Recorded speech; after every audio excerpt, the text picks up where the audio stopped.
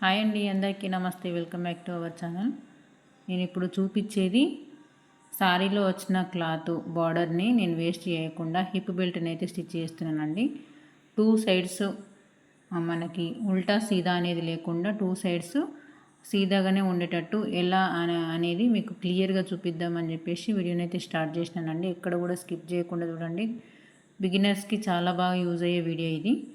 అయితే నేను ఇప్పుడు స్ట్రైట్గానే తీసుకున్న. బ్యాక్ మనకు డోరీ ఏది హిప్ కాడ ముక్స్ కూడా పెట్టుకోవచ్చు అండి. కాకపోతే కొంచెము పెద్ద సైజు చిన్న సైజు ఉన్న వాళ్ళకి కూడా అందరికీ యూజ్ అయ్యేలా నేను మీకు అందరికీ క్లియర్గా అర్థమయ్యేటట్టు అయితే మీకు వీడియోని అయితే షేర్ చేస్తున్నానండి. ఎక్కడ కూడా స్కిప్ చేయకుండా చూస్తేనే మీకు క్లియర్గా అర్థమవుతుంది. దీనికి కటింగ్ ఏం లేదండి.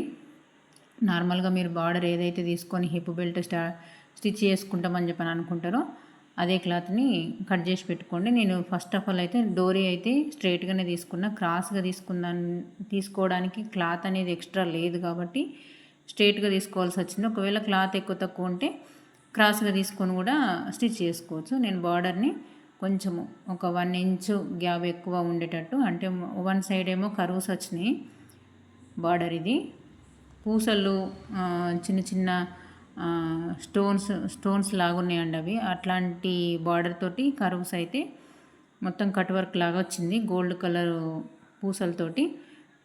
ఈ బార్డర్ని ఎందుకు వేస్ట్ చేయాలనిపించలేదండి నాకు హిప్ బెల్ట్ వాళ్ళు ఏం చెప్పలేదు. నాకు నచ్చినట్టే స్టిచ్ చేయమని చెప్పారు. లాంగ్ ఫ్రాక్ని నా చాయిస్కి వదిలిపెట్టారు కాబట్టి నాకు నచ్చినట్టు నేను స్టిచ్ చేస్తున్నా. హ్యాండ్స్ దగ్గర ఈ డ్రెస్కి హ్యాండ్స్ దగ్గర మాత్రం నకుల్ హ్యాండ్స్ ఇచ్చినాను. ఫ్రంట్ పార్ట్ ఇదే బార్డర్ని కొంచెము డిజైనర్ లాగా చేద్దామని చెప్పేసి ఇక్కడ షోల్డర్ దగ్గర కూడా అటాచ్ చేసిన. ఇప్పుడు నేను వీడియోలో చూపిస్తున్నట్టు బార్డర్ ఎంత పెద్దగా అవుతుందో మీకు నడుముకు తగ్గట్టుగా హిప్కు తగ్గట్టుగా మీకు ఎంతైతే వేస్ట్ లూజ్ ఎంత ఉందో దానికి తగ్గట్టుగా కొంచెం ఎక్కువ పెట్టుకోండి. ఒకవేళ ఈ డ్రెస్ ఇంకెవరికైనా యూజ్ అయితే కూడా కొంచెం పెద్ద సైజు వాళ్ళకు కూడా అందరికి వచ్చేలా ఇలా స్టిచ్ చేసుకోండి. అయితే నేను స్ట్రైట్ పాదమే పెట్టి స్టిచ్ చేస్తున్నాను. స్ట్రైట్ పాదం మీద కుడితే ఏంటంటే పూసలు చిన్న చిన్న కుందన్స్ లాగా ఉన్నాయి కాబట్టి పూసలు గోల్డ్ కలర్ పూసలు స్టోన్స్ అట్లా చిన్న చిన్నవి ఉన్నాయి కాబట్టి స్ట్రైట్ పాదం పైన అయితే మనకి స్టిచ్చింగ్ అనేది, ఎందుకంటే అవి పగులుతున్నాయి, మనకు ఏది కానీ వేస్ట్ చేయకుండా ఖరాబ్ కాకుండా చూసుకోవాలి కదా, అందు గురించి అని చెప్పేసి నేను పాదం అయితే చేంజ్ చేస్తున్నానండి. కరెక్ట్గా రెండు ఈక్వల్గా చూసుకోండి. కర్వ్స్ అనేటివి మనకు మంచిగా నీట్గా స్ట్రైట్గా రావడానికి కుట్ అయితే వేసుకొని చూడాలి. నేను వీడియోలో చూపిస్తున్న నార్మల్గా ఏం లేదండి. నార్మల్గా మీరు కుట్లు ఎట్లా అయితే వేసుకుంటే, ఇదంటే పూసలు అవి ఉన్నాయి. పూసలు లేనివి నార్మల్గా గోల్డ్ బార్డర్తో వచ్చినవి ఉంటాయి కదా, స్టోన్స్ అవి ఏవి లేకుండా అట్లాంటి వాటికైతే ఇంకా ఈజీగా మీరు స్టిచ్ చేసుకోవచ్చు. ఇట్లా కొంచెం హార్డ్ ఉన్నది కూడా చూపిస్తే మీకు నార్మల్ అయినా మీరు స్టిచ్ చేసుకోగలుగుతారని చెప్పేసి వీడియో క్లియర్గా చూపిస్తున్నా. పాదం అయితే చేంజ్ చేస్తున్నా చూడండి. ఏం లేదండి, ఆ చివర ఫస్ట్ ఆఫ్ ఆల్ మనకి ఏంటంటే ఫల్టాయించడం అనేది లేకుండా నార్మల్గా వన్ సైడ్ స్టిచ్ చేసుకురండి. ఎందుకంటే ఇటు సైడు కర్వ్స్ అనేటివి ఉన్నాయి కాబట్టి ఆ కర్వ్స్ దగ్గర స్టిచ్ చేసుకొస్తే సరిపోతుంది. ఇప్పుడు వీడియోలో చూపిస్తున్నట్టు మీకు వీడియో ఎక్కడ కూడా స్కిప్ చేయకుండా చూస్తే మీకు నీట్గా క్లియర్గా అర్థమవుతుంది. చూడండి, స్టిచ్ అయితే వేస్తున్నా. డోరీ అనేది ఇటు బయటకు తీయాలి, ఎందుకంటే దానిపైన కుట్టు పడితే మళ్ళీ అణిగినట్టు అవుతుంది. అలా రబ్ చేయాలి కంపల్సరీ. స్టార్టింగ్ ఎండింగ్ రబ్ చేస్తే మనకి నీట్గా వస్తుంది, ఊడిపోకుండా ఉంటుంది.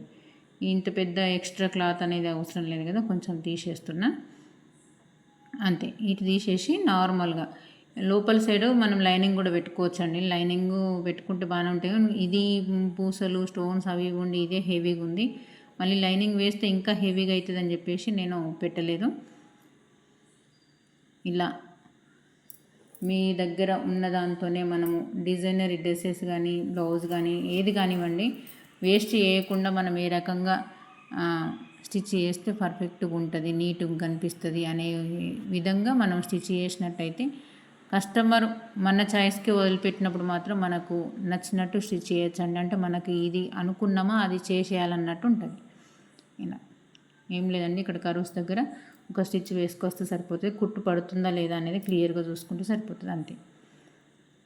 టూ సైడ్స్ చూసినా కానీ ఎటు ఉల్టా ఉండదు, ఇటు సీదానా అటు ఉల్టానా అనేది తెలియకుండా రెండు సైడ్ల అదే బార్డర్తోనైతే స్టిచ్ చేసిన. మీకు ఇట్లాంటి బార్డర్స్ వచ్చినా, ప్లెయిన్ బార్డర్స్ వచ్చినా, పట్టు బార్డర్స్ వచ్చినా, మీకు ఇట్లా హిప్ బెల్ట్ కుడితే చాలా బాగుంటుంది పిల్లలకి. నడుము దగ్గర నాడలు కట్టిన దానికంటే ఇలా హిప్ బెల్ట్ రెడీ చేస్తే కొంచెం లుక్ అనేది గ్రాండ్ లుక్ ఉంటుంది.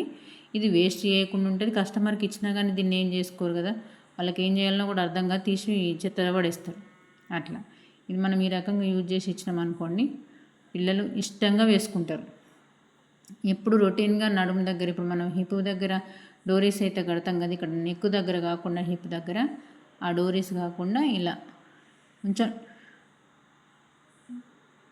లుక్ అనేది అట్రాక్ట్ అయ్యేటట్టు, పిల్లలకి చూడంగానే అరే ఇది బాగుంది కదా అనేటట్టు మనం స్టిచ్ చేసినట్టయితే వాళ్ళు అమౌంట్ అనేది వాళ్ళు ఖచ్చితంగా ఇస్తారండి. మన కష్టానికి ఫలితం కంపల్సరీ ఇస్తారు. ఇచ్చిన వాళ్ళకి ఇలా స్టిచ్ చేయండి, ఇయ్యని వాళ్ళకి మీరు వాళ్ళు ఎంతవరకు ఇస్తారో అంతవరకు, ఏ రకంగా కుట్టిస్తే ఆ రకంగా ఇస్తారని అనుకుంటారో ఆ రకంగా ఇచ్చేయండి.